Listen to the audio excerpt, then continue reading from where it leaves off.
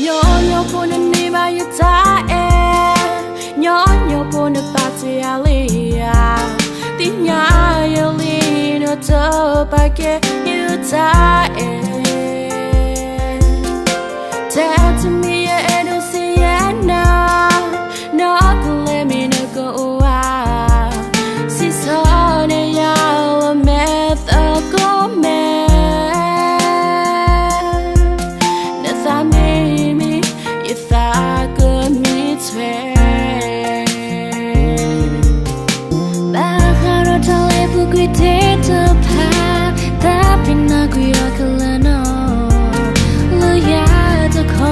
ka tapi no na no go Te te mi e ero siena Na mleni heki tuwe No te bati no tala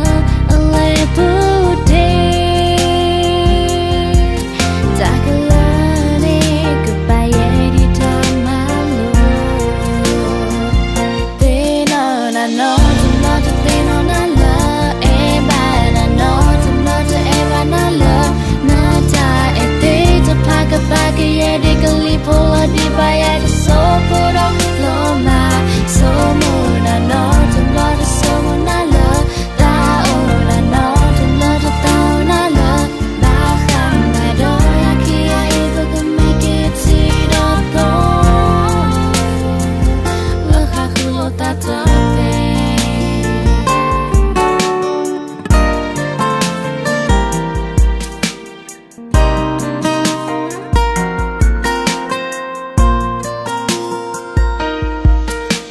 Nyo po na ni ba yutae Nyo po na pati alia Ti nya yalino to pake yutae Tete mi ya edo siena No kule mi na go wa Si so ne ya wa meth a go me Na sa if I could meet her Baharo tale pukui te te pa Tapi na kuya kalano Lu ya te ko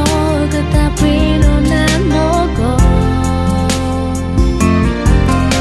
Te te mi e ero siena Na mleni heki tuwe